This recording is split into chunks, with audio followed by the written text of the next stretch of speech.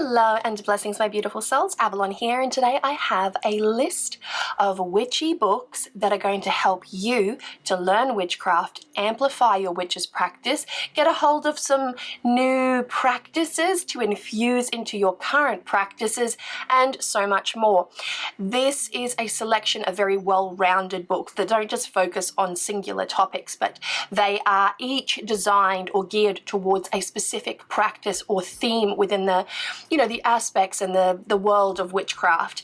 And by having any one of these books, you will be layering your practice beautifully, giving it dimension, giving it, alternative perspectives, and infusing it with a richness of practice that is chef's kiss good. So I'm not going to drag this little intro on any more than I have already. Welcome to the video, and I hope you enjoy it. The first book I'm going to share with you is the Book of Candle Magic by Madame Pamita, Candle Spell Secrets to Change Your Life. Now, there are several books out about candle magic on the market right now. I was going to say Scott Cunningham, but what I meant to say was Raymond Buckland has two, the beginners and the more advanced, but they are very Wiccan-esque geared, whereas this one here has a much more folk magic, all-rounded, rooted kind of energy that makes it a little bit more approachable and explains things and fleshes things out in really beautiful ways. Madame Pamita is a bit of a folk magical practitioner. I'm not defining her practice when I say that, but she has that beautiful kind of, flavor to her practice, which I very much enjoy. And this book breaks everything down in an easy to follow, comprehensive way, with all the little paraphernalia that you might need, all the things that you might need to think of, all the different types and styles of candles, why we use them, how we use them, all sorts of things. The table of contents there she is. Isn't she beautiful? She's absolutely beautiful. She's such a kind soul, this one. We have here your Candle Magic Starter Pack, Practical Candle Magic, Magic Words, Customizing Your Candle Spells, Planning Your Spell, Making Magic Candles, The Special Magic of Figure Candles, Power in Numbers, Candle Spell Layouts, The Cabinet of Curiosities, Candle Readings, adding some ritual pizzazz. I'm done. What's happening now? Creating your own grimoire, and that is about it. And then we've got Try a Candle Spell, Magical Herbs, Magical Gems, Magical Shells, and Magical Talisman, list of symbols. This is a beautiful copy of the book. It was made by The Witch's Moon, or it came via a Witch's Moon box. It is available in paperback, in digital, and in other formats, but it's such a beautiful, lovely, approachable, easy to use, easy to digest, informative type of book. I find that a lot of books on candle magic, the authors are trying to be more convoluted than they need to be, and I don't mean that in a negative way. I just mean that sometimes they complicate things to the point that they don't need to be complicated. Information in books should be shared really straightforwardly, and that's why I really quite like this version. I've got many books. I own many books on candle magic, but of all of them, I found this one here to be the most well-rounded, easily digestible, very approachable, and quite unique in its layout and in its information sources. So, Candle Magic book by Madame Pamita. That's number one. The next book I'm going to share with you is Sigil Witchery by Lara Tempest Zarkov. Now, this is not a traditional Austen Osman Spare chaos magic style of sigil work. This is more symbology or symbolism and how to infuse it into magical symbols that have a greater or a deeper meaning to you. I personally found this to be quite unique, and I really loved the way that she has laid everything out. Now, it goes through there's her art. It goes through the crafting of a sigil and the breakdown of symbolism, and it's a little bit of a workbook style, directional aspects, and what each of these symbols sort of mean. So you've got the symbolism of a butterfly, the anchor. So if you want to add those or infuse your sigil into that, the wheel and shield and wings and eights and eyes, and it's just a really interesting book.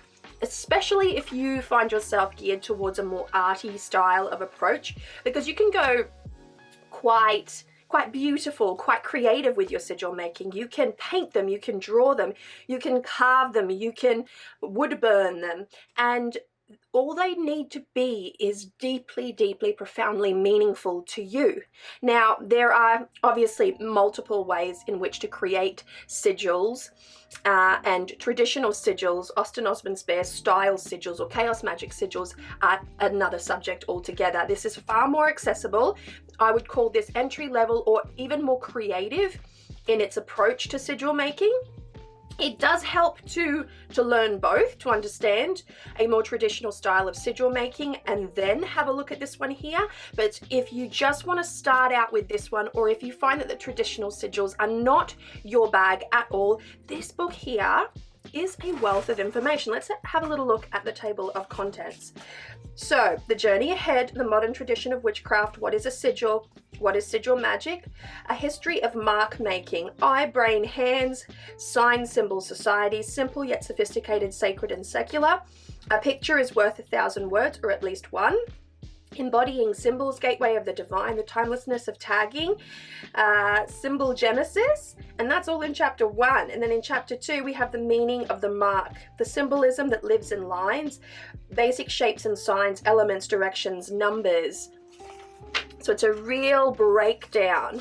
Zodiac and astrological signs, letters, colors, other symbol systems, finding symbolism in words, building a symbol library, making magic, understanding magic and spellcraft, how does drawing sigils work, use for sigil witchery, step-by-step how to plan and create your sigil, applying sigils or put a sigil on it, the ritual arts, or I got the witch a ritual, witch's love ritual, the vanishing sigil, sigils on skin, acknowledging your sigil, devotional sigils, devotional design ritual, sigils in motion, be present in your body exercise, comparing sigil methods, left brain versus right brain.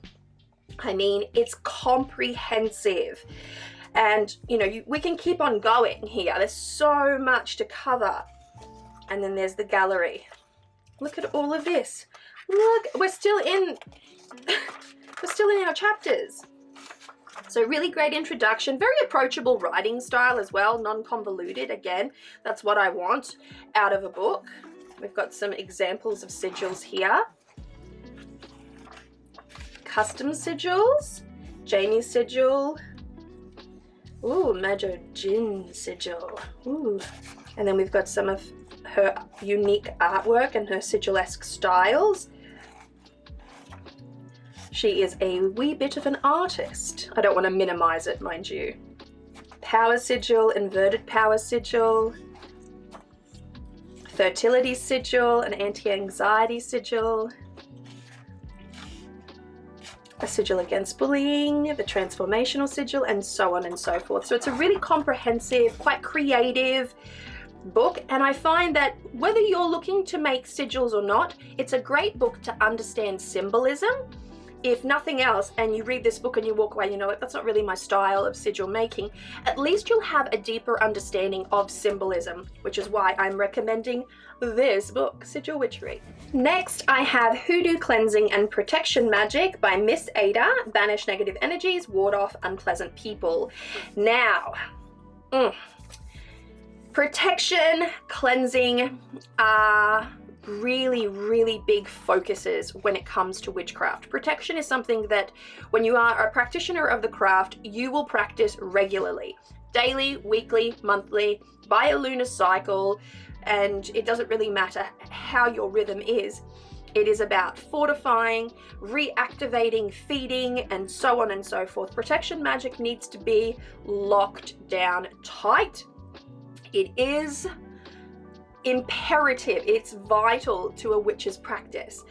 When you're stepping into the wonderful world of witchcraft, protection magic is exactly where you should start, because the moment you start playing with magical energies and with spirits and with forces and with divination and things like that, you want to make sure that you are well guarded and well protected to do so. Personal protections, car protection, home protection, purse and handbag protection, shoe magic, things like that can all be a part of really good, strong protective magic, and I recommend it. But here we have Hoodoo Cleansing and Protection Magic. This book, simple yet again. It comes from a hoodoo perspective, so we're talking about a folk magic practice of a diaspora nature, and I resonate a lot with practices of the diaspora because I am Brazilian and I come from a diasporic practice. My family are practitioners of spirit work from Umbanda and Candomblé, and so the roots of those practices, the everyday magic, look a little bit, they're not exactly alike, but look a little bit like hoodoo, so I feel a sort of unique, beautiful kinship. There's no other practice that I know of that gives me the feels in the same way, like that feels a little on the nostalgic side, so I highly recommend it.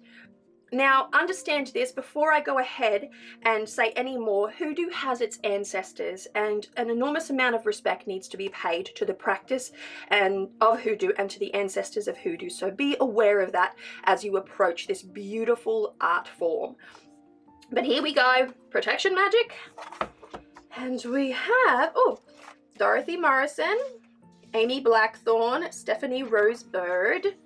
Lots of people have contributed to this, to the thumbs up of this.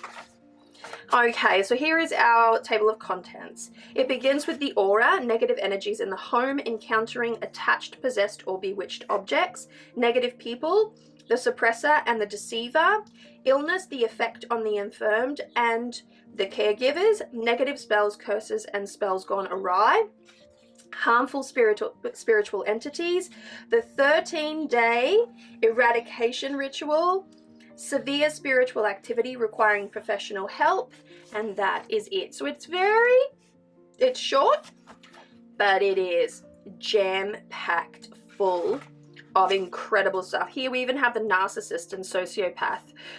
So there is a modern edge to an ancient practice. There is a lot of practical folk magic here, a lot of personal feelings and a lot of personal situations and emotional attachments in the everyday that are addressed in here, which I find to be really beneficial, because it's not an old witch book where, you know, the lifestyles and the ailments and the emotions and the feelings were quite different to what we feel today. So this is incredibly relevant, it is on point, and therefore comes highly, highly recommended. Incubi and succubi. Harmful spiritual entities. There is a good amount of information here, and this is signs that you may be cursed. Okay, this is what I wanted to point out to you. The signs that you may be cursed. When I was a little bit younger, and I would say probably about 16, there's this tendency of people to believe that they're cursed, and no shade to anyone here when I say this, but it can, when you start to play around with magic, the more that feeling is heightened, and then it goes the other way. You've been practicing magic for a really long time. Hexes and curses move to the back of your mind, and yet you may be suffering some side effects from hexes and curses, or just the evil eye, or just the jealous eye, and you might not be aware because they don't come in the same packaging, in the same way as somebody leaving like a serious sort of trabalho, working on your doorstep that looks really macabre, right? So here we have certain headspaces, certain feelings, like, here we go. Signs that you have been cursed. Accidents, frequent, avoidance, apathy, appliance breakdowns, bad luck, being watched, that feeling, that sense of being watched, dismissals, difficulty sleeping, emotional variances, fatigue, financial difficulty, generational curses, hag, health problems, insects, jewelry, obstacles, pets become ill, and so on and so forth. So there are a few little things there that you can create a little, what do they call it, a list to tick off. So if you start feeling like something's really up and it might not be in the realm of the ordinary, at least you have a reference point in which to go by. because hexes, curses, bad luck, jinxes, things like that, they are not as unheard of as people believe. They are not as prolific as people believe. But the moment you start to mess around with magic and you start to play around with magic, you have to be aware of these subjects at the very least. So understanding the checklist is a really, really good idea. And so I'm recommending Hoodoo Cleansing and Protection Magic by Miss Ada to you today. All right, I have next Honoring the Ancestors, A Guide to Ancestral Veneration by Mallory Valduzzi. I do not know how to pronounce her name, so apologies if I have butchered it.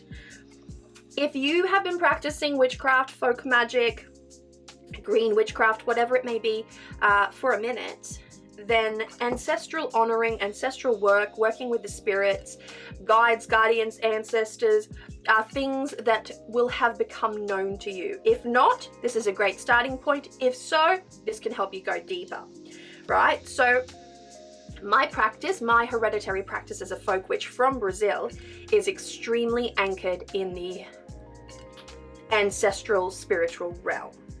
So this is one of the books that I have found, again, practical, easy to digest, has very, very good information in it. My cousin and I went through this book a little while ago. Healing Ancestral Trauma, very, very important. And is it this one? Who are your ancestors?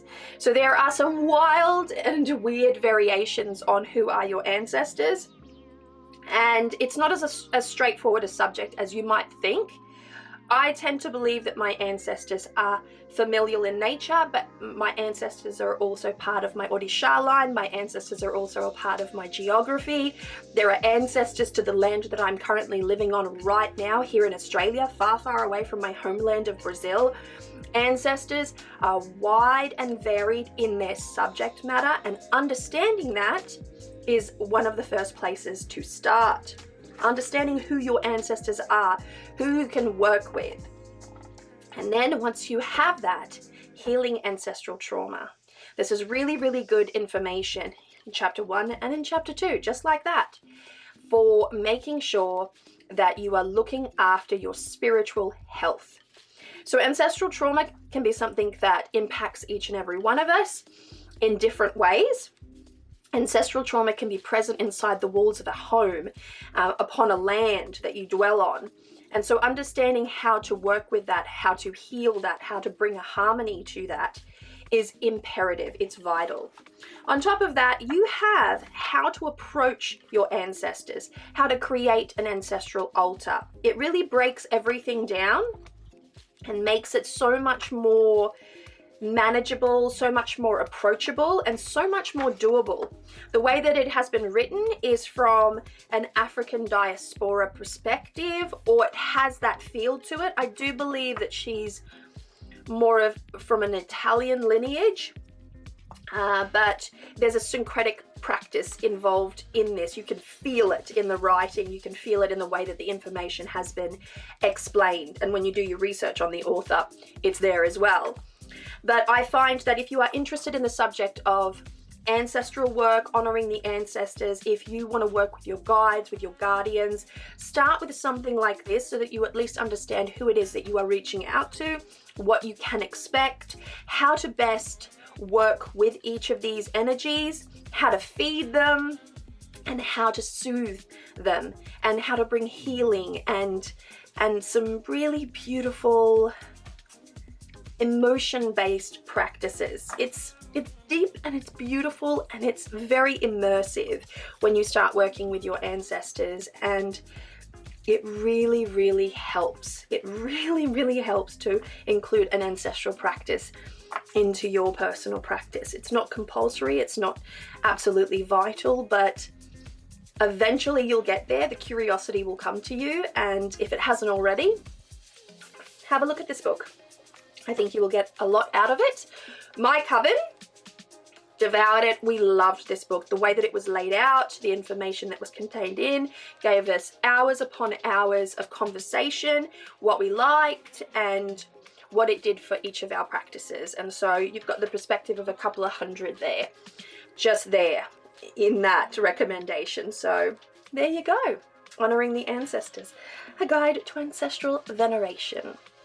When people ask me to recommend books on folk magic, old style Conjure is pretty much where I start.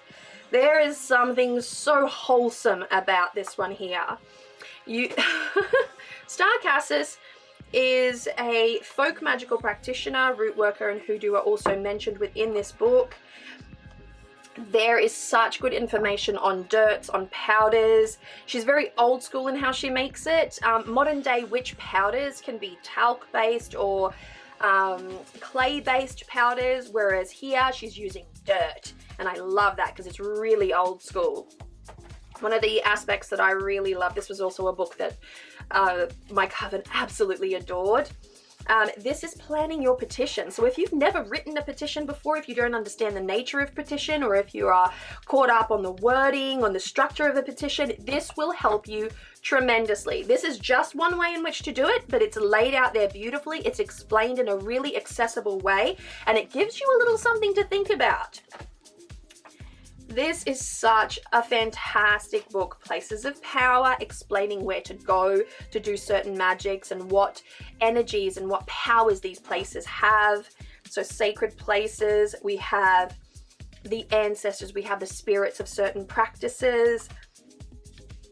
We have, did I say ancestors of certain practices? The ancestors are definitely mentioned in here. When I was saying to you about hoodoo having its ancestors, this book covers that in beautiful detail. It's not exclusive and in that information, nor is it super comprehensive, but it's respectful, it's honorable, and it's mentioned first and foremost. So it gives you a little understanding of what I'm talking about when I say that there are ancestors to these practices. All practices in magic have their ancestors, and it's worth knowing who those ancestors are. And so you have this incredible book. Let's have a look at the table of contents. Star Cassis is fantastic. She has such a good energy about her. So we have your foreword, your introduction, Conjure basics, Q&A, old-time religion, the foundations of Conjure, the altar, offerings, divination, spirits of Conjure, places of power, lights, Conjure waters, dirts and dusts, root, herbs and trees, tools of Conjure, what's hidden, drawing and removing, Africanized, and that is where we end. So this is a earthy, almost like a dirty, dusty kind of practice, but in a really beautiful and wholesome way. It's like when you bake and your hands get dirty, you are making something delicious and you are making something beautiful, but you're getting a little dirty as you go about yourself. This is one of those books that encourages you to really dig your toes into the earth and play around with the energies of nature and understand, you know, the magic behind the herbs, the roots, the gums, the resins, and the ancestors. It's just such a beautiful book. It's super accessible. I do believe that this one's on Audible as well. Audible, Kindle, and obviously paperback, as you can see. But old style Conjure, love this book. Really have a lot of respect for Star Cassis and what she does. Again, very, very easy to read, consume. The layout is chef's kiss good. You get so much out of this book. You really, really do. Here I have the only astrology book you'll ever need, which when I first saw the title of this book, I rolled my eyes. I've got to admit that I did, but we ended up choosing it as one of our Black Owl books within Coven Space, and it turned out to be just the most incredible resource. I cannot emphasize that enough. Astrology is something that features quite heavily in the practice of witchcraft and folk magic, whether you are wanting to understand your own natal charts, astrological timing, when to cast spells, during what astrological hour, where the moon phase is, what are the planets doing, what planets can do for your magic, and how to, you know, sort of infuse that astrological magic into your personal practice. This book, this precious book, I have marked out here the houses. As you can see, this is heavily tabbed from our comprehensive study. I've got to say, we have sun signs. What did I find interesting? I'll tell you in my tabs. I think this is when we started reading it in chunks, the signs in love. Let's have a look at the table of contents, because the tabs are how we kept up with our with our reading of it. All right.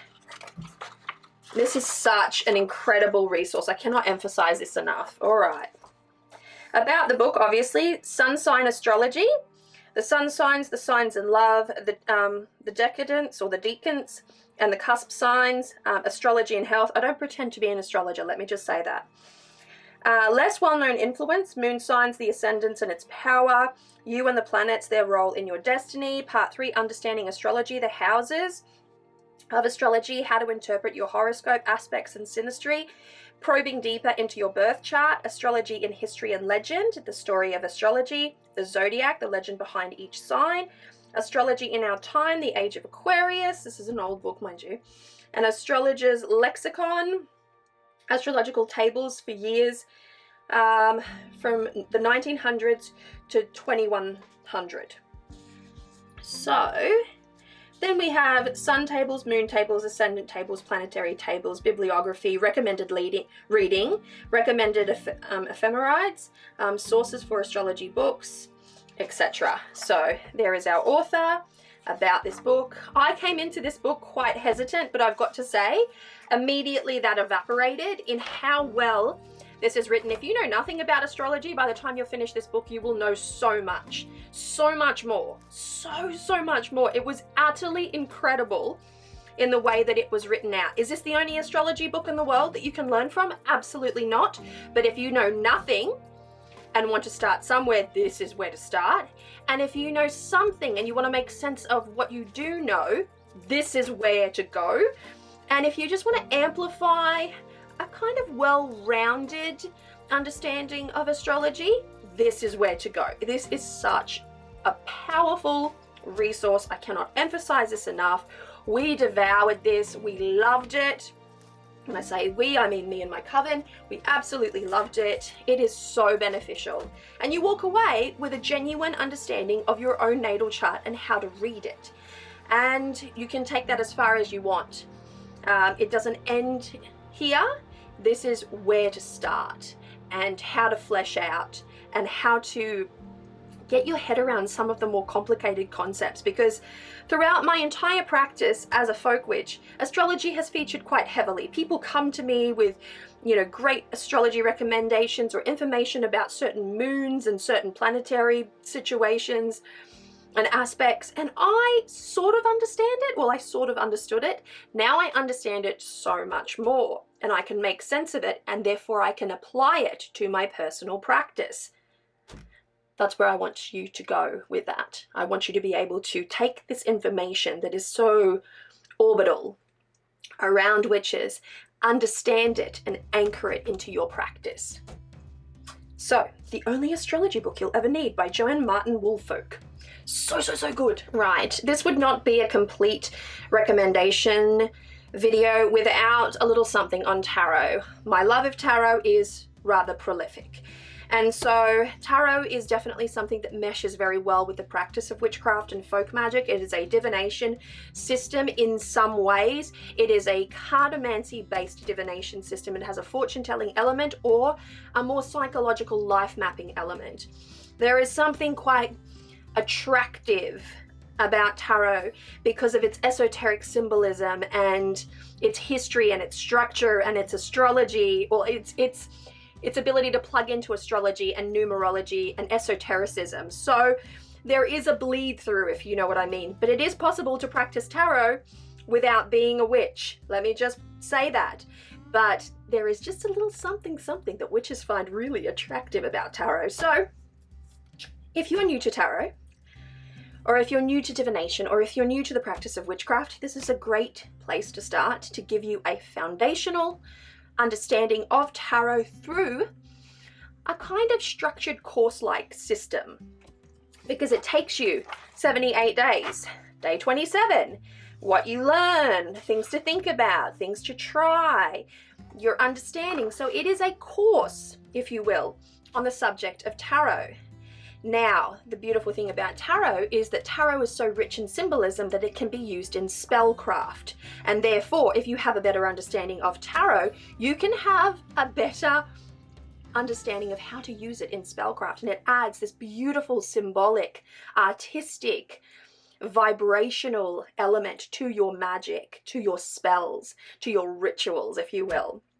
And so, obviously, I don't have to go through the table of contents for this because we're talking about tarot cards, one every day, the nature and the structure of each card. It doesn't go in its traditional sort of like Fool's Journey structure. It starts with, here we go, you'll see what I mean.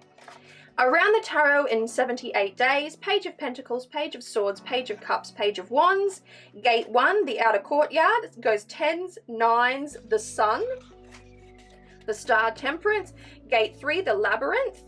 The 8s, the Hanged Man, the Devil, the Blasted Tower.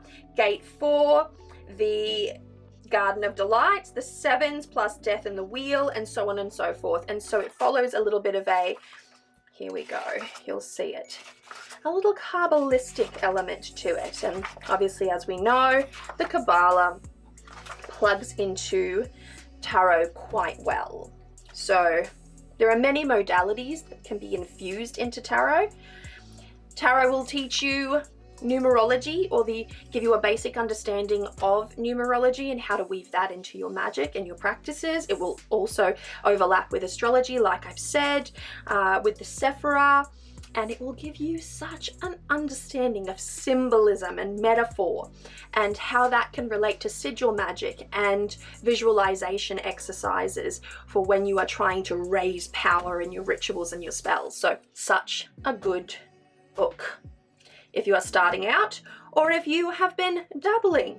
If you've got a couple of decks of tarot or just your first, and you really want to get to understand the energy behind each of the cards, this is a great jumping off point. There are many books that I could recommend to you on the subject of tarot. I do mean that, many books, but this is the ultimate taster, the starter. It will help you to build a good foundation and step into more advanced books on the subject of tarot with a great understanding behind you.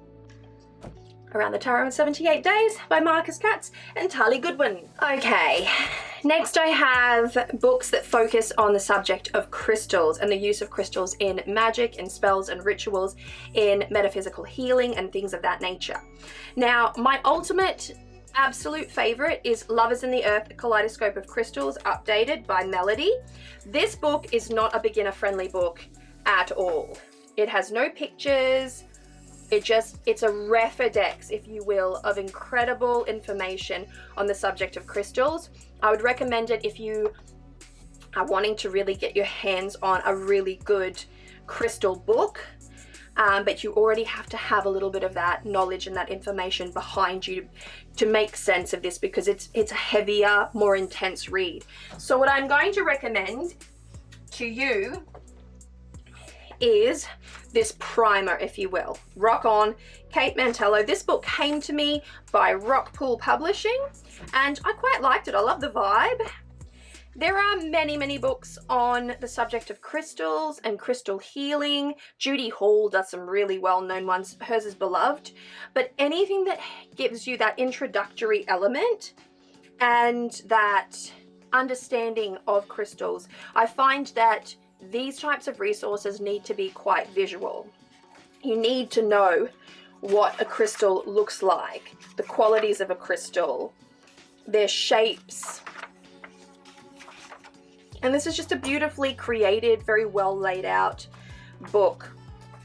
There is nothing particularly complicated or overtly convoluted about it. It is very straightforward, it's introductory, and it's quite informative. You've got a really great little resource here with your crystals and how to lay them out on your body. Lots of structural information about your chakra points. It's a very, very easy to follow primer of a book. But I find that having crystal reference books with really good photography is very, very helpful, so that you can then go out and acquire good quality, ethically sourced crystals that aren't of very low grade if that makes sense. Crystal size and crystal formations are things that you'll learn about in many crystal books as well. But it's really the energy that comes with the stone that you want to understand the most.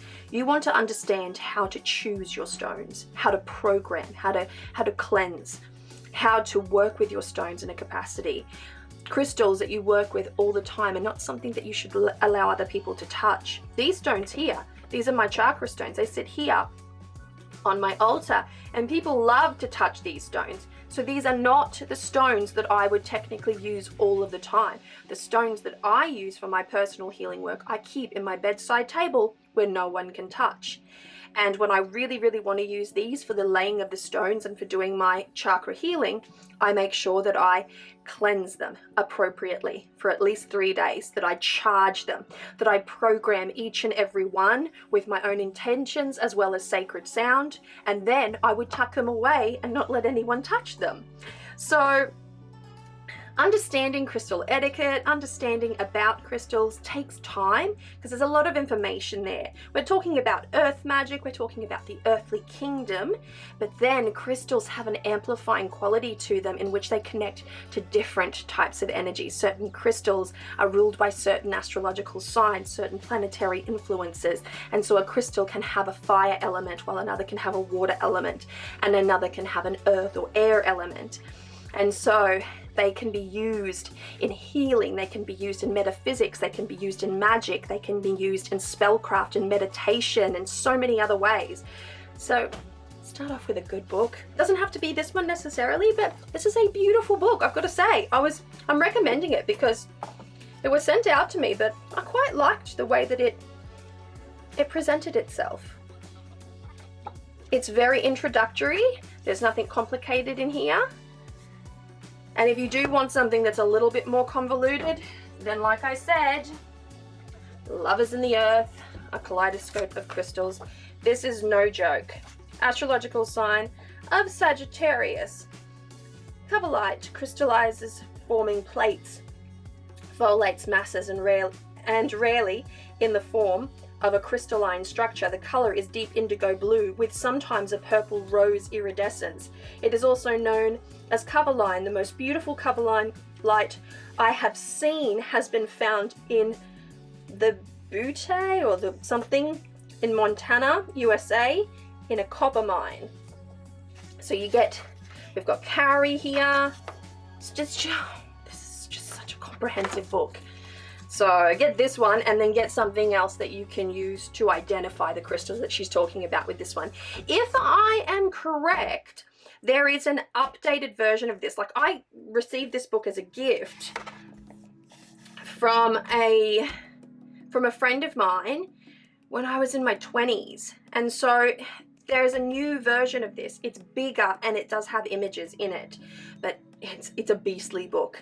Just be prepared for it, okay? So crystal books, 2 of them, as it would seem. All right, if you are interested in herbal magic, green witchcraft, plant magic, which most of us are, we're very anchored to the earth, witches, and their attachment to the earth, to nature, is paramount, then I'm going to recommend to you a couple, and I could recommend so many more. I have so many books on herbal magic, on plant magic. It's ridiculous, but I'm going to start with these. Why? Because they were the closest to me. And they're also very, very good. So let's start off with this one here. Hoodoo Herb and Root Magic, a Materia Medica African-American Conjure traditional formulary giving the spiritual uses of natural herbs, roots, minerals, and zoological curios. Catherine Ironwood. There we go. This book breaks it all down, the John the Conqueror root, the King root. You're going to see that herbs, gums, resins, roots, and things like that, they come by many names. Something can be called marigold, and it will also be calendula. Something can be called melissa, and it will also be lemon balm. And so masterwort and things like that, you want to know the names, you want to know the terminology used, the folk names for each of the botanicals that you're using. This is a great reference for that. You've got a little bit of botanical illustration here to give you a feel. Nothing is colored in that way though, as in you don't have the color images or... Oh look, I've got a bookmark here. I think one of my kids put that in there.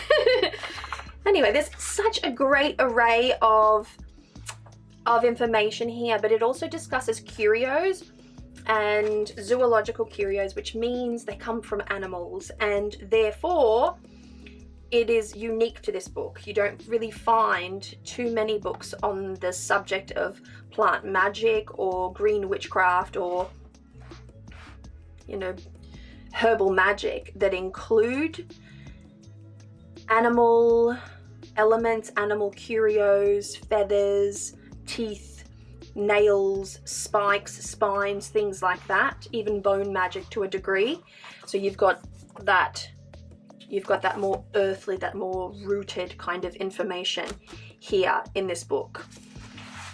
And then if you really want to start building your own witch's garden, if you have the capacity, if you have the space, if you have a pot that is suitable, then The Green Witch's Garden, Your Complete Guide to Creating and Cultivating a Magical Space by Erin Murphy Hyssop, author of The Green Witch. And so here you go. You have what to plant, and this one is beautifully illustrated in such a lovely way. Gives you a little bit of information about what to plant, when to plant it. It is written from a northern hemisphere perspective, I would say, rather than a southern hemisphere perspective, but certain principles still align, and obviously the timing for planting and things like that will be different. Directionality will be different. The orientation of the sun will be different.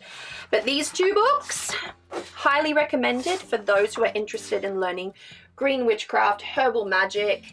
Obviously we have, hang on, I'm going to show you another one here. This is just right next to me. Encyclopedia of Plants, The Myths, Legend, Magic and Lore by Stuart Phillips. Like I'm saying, I have a lot of books on plant magic, on herbal magics. I could keep going on and I could do a whole dedicated video to it, but let's just go with those three for the time being. Scott Cunningham's Encyclopedia of Herbs is yet another one, but that gets overtly recommended, and so I'll show you The Magic of Herbs by David Conway instead. So there you have it, books on the subject of plant magic. This is a very good one if you're wanting to start your garden. This is a very good one if you're wanting that folk witch resource, that gritty, that grounded, that more serious understanding of certain plant elements. Yeah. They're all so tasty. They're all so tasty. Which one to choose? I saved the biggest for last. Now you might be surprised to see this book in my list of recommended books, but I'm going to explain to you why. One, Judika Illes did something unique. 5,000 spells. This is a beast. If you hit someone over the head with this, you would cause brain damage. I am not kidding. It is heavy, it is beastly, and here's why I'm recommending it. Every TikTok video you've ever seen where somebody is teaching you how to make a spell or craft a spell or put it together, guess what? It's more often than not originated in this book right here. Let's come over here. Pentacle spell. True Love Dream spell, Dinner for Two. Chestnut Talisman, Bloodstone Courthouse charm spell. Anything that you could possibly think of, if you've seen a spell on YouTube, on Instagram, or on TikTok, or on any other short form platform or long form platform, it has most likely originated from this book right here, because she's thought of it first. Maybe not first, but she's thought of it and she's put it all together and she's plonked it into this book right here. Now, another aspect of this book that is well worth speaking to is that this book will teach you how to structure spells. This will make you more creative with your spellcraft. If you look at the way she structures her spells, if you look at the way that she puts things together, the energies, the information that she includes, you are going to learn very, very quickly how to create your very own spells. And that is an invaluable resource. And here you have a plethora. You have 5,000 veins of inspiration through which to choose from. It is a beautifully structured book. The elements of magic, key concepts of casting spells. The spells, we've got animal spells, banishing spells, better business and professional success spells, cleansing spells, court case spells, legal spells, and spells for justice. Death spells, death, ghost, necromancy, and vampires. You've got divination, spells for domination, persuasion and influence, dream spells, dreams, insomnia, nightmares, the evil eye, fertility, fire safety, gamblers, happy home, healing spells, hexes and antidotes, invisibility and transformation, love magic, success, and so on and so forth. And, oh, someone's calling me. Marriage and divorce, so on and so forth. So you have a really great reference by which to look at and go, okay, I see that, but how can I make this spell my own? And then you can start to create your own more unique spells and rituals to use in your own personal practice. And you can also go through this book and see for yourself just how many people are teaching spells that come from this book. So why go there when you can come to the source and get all the good stuff right here at your own leisure? No shade to anyone who recreates a spell from this book either. I think, you know, that's great. If you can't afford this book, I think this was actually $10 on sale and my ex-husband bought it for me. But it did come with a hefty price tag in the very beginning. But if you can afford this book and if you can afford to pick it up on sale or something like that, you have it. If not, then people are actually creating spells from here and showing you how to do it, which is its own resource if you really think about it. So again, no shade towards anyone. Back to the Elements Encyclopedia by Judica Illes, a beast of a resource for a variety of reasons. And I've got to say, as far as spellcraft goes, you'd be hard pressed to find a book that provides you with more dimension than this. Is it a how to cast a spell book? Yes, it is. Is it why to cast a spell? A little bit, yeah. Is it what themes of spells to cast? Yes, absolutely. But there are other resources that will help you to raise energy, that will help you to hone in on what it is that you need to identify before you cast your spells. And there's a little something in here as well about that. It's not just your straight up spell book. So very well worth it. Really interesting book. Great for an inspiration source. And there you go. Well, there you have it, my beautiful souls. I hope you've enjoyed this video. I am a mad lover of books, and this video was so much fun to put together. I specifically chose each of these books simply because of what they have been able to bring into my own practice. I'm a hereditary folk witch. I come from a spiritist background in Brazil, and so I'm always open to alternative perspectives and alternative approaches within my practice, because I believe that will make me a more well-rounded practitioner. You may differ in some way, in my thinking, but that is why I have brought these beautiful books to you, to bring a little bit of attention to them, because I think that they are so good, and I stand by my recommendations because I have been able to talk to my coven about them, and my coven loves them as well, and so I just wanted to share them with you in the hopes that they will do something for your practice, something positive. So if you've liked this video, do give it a thumbs up, share it around if you know of someone that might benefit from it, hit that little bell to be notified when I post new videos, and subscribe if you have not already. I'll see you in the next one. Bye.